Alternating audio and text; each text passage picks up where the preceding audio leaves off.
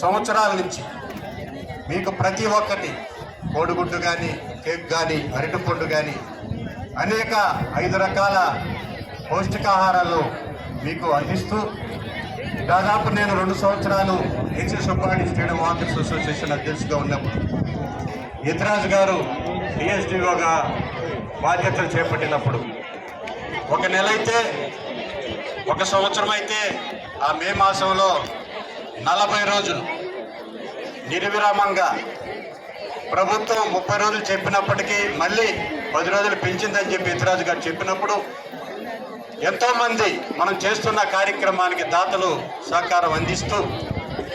1 సంవత్సరం 40 రోజులు ఈ పౌష్టికాహారం మీకు అందరికీ పిల్లలకి అందించడం జరిగింది. మరుసటి సంవత్సరం 35 రోజులు మీకు పౌష్టికాహారం అందించేదానికి దాతల సహకారంతో H S Subbareddy stadium walkers association ఇవ్వడం కానీ, అదేవిధంగా ఇతర అసోసియేషన్